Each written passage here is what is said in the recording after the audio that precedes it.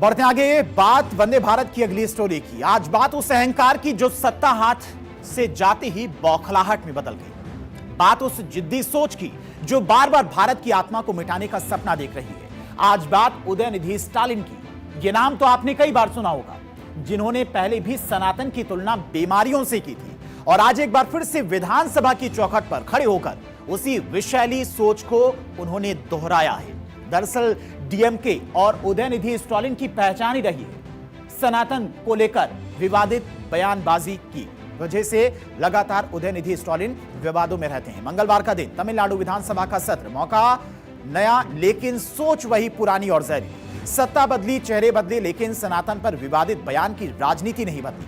उदयनिधि स्टालिन जो अब विपक्ष की नेता की भूमिका में, उन्होंने आज एक बार फिर से दहाड़ते हुए कहा कि सनातन धर्म जो लोगों को बांटता है उसे निश्चित रूप से समाप्त किया जाना चाहिए। दैट्स मीन सनातन धर्म शुड बी इरेडिकेटेड, ये कहा गया है उदयनिधि स्टालिन के द्वारा। और उदयनिधि स्टालिन ने सनातन को लेकर ऐसी बात कही जिसके बाद बीजेपी अब हमलावर है। बीजेपी ने उदयनिधि स्टालिन पर बड़ा प्रहार किया है। सुनिए बीजेपी नेता आरपी सिंह के द्वारा क्या कुछ कहा गया है। कि डीएमके जो लोगों का मैंडेट है उसको मानेंगे। लोगों ने मैंडेट उनको विपक्ष में बैठने के लिए दिया है और 5 साल के लिए सरकार चलने देंगे। जो विजय ने अपने तरफ से प्रॉमिसेस किए उसको पूरा करने का उनको मौका देंगे और अपने अलायंस पार्टनर जो कि पहले इनके अलायंस पार्टनर थे, अब विजय के अलायंस पार्टनर है, उसके थ्रू कोई शरारत नहीं करेंगे। हैरानी की बात तो यह है कि यह बयान उन्होंने मुख्यमंत्री विजय की मौजूदगी में दी। उदयनिधि ने न केवल सनातन के खिलाफ आपत्तिजनक टिप्पणी की बल्कि इसे अपनी राजनीति का कोर एजेंडा तक करार दे दिया। इधर स्टालिन का बयान आया, उधर दिल्ली से बीजेपी के आईटी सेल प्रमुख अमित मालवीय ने मोर्चा संभाल लिया।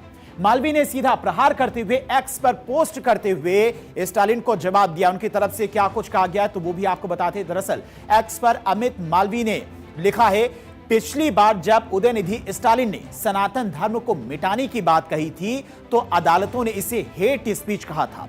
तमिलनाडु की जनता ने उनकी पार्टी को विपक्ष में ढकेल दिया है और इस बार वे शायद विधानसभा की इम्यूनिटी के पीछे छिपने की कोशिश कर रही हैं। लेकिन कुछ सीमाएं ऐसी होती हैं जिन्हें पार करने पर गंभीर परिणाम भुगतने ही पड़ते हैं। करोड़ों लोगों की आस्था का अपमान करना, उसे टारगेट करना राजनीतिक हिम्मत नहीं बल्कि अहंकार है और इस बार ईश्वरीय दंड बेहद तीखा और भीषण होगा, ये उनकी तरफ से कहा गया है।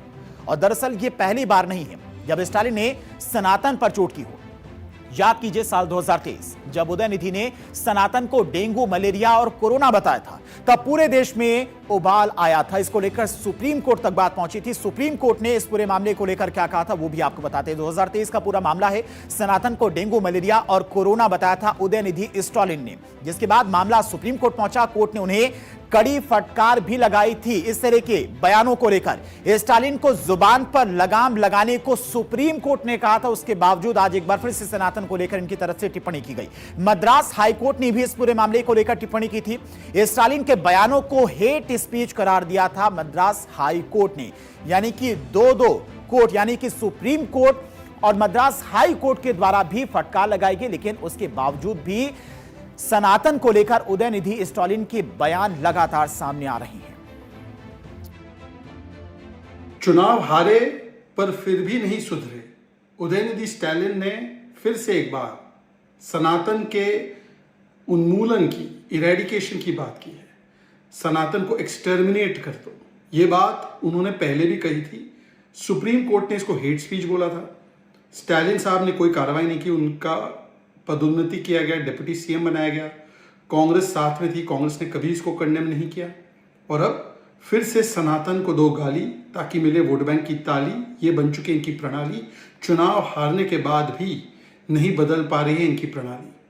मतलब कि जनता ने सबक सिखा दिया, उसके बाद भी ये लोग सनातन को गाली दे रहे हैं।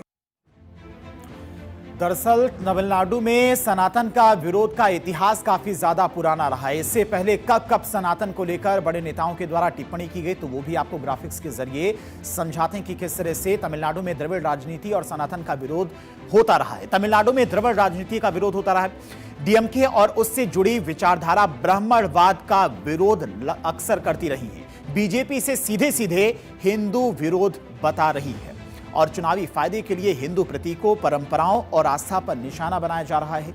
इसीलिए डीएमके अपने बयानों को सामाजिक न्याय की लड़ाई बताती। ये बीजेपी की तरफ से दरअसल कहा गया है। बीजेपी की तरफ से पूरे मामले को लेकर पलटवार भी किया गया है। जिस तरह से उदयनिधि स्टालिन लगातार सनातन को लेकर सवाल उठाते, लेकिन बड़ा सवाल यही है कि क्या सामाजिक न्याय के नाम पर सनातन को मिटाने की बात करना सही है?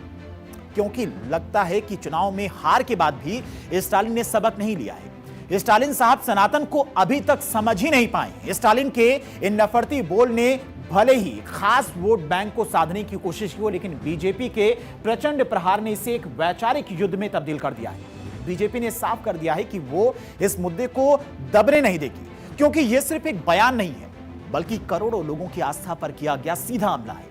अब सवाल यह है कि आखिर सनातन पर बार बार जहर क्यों?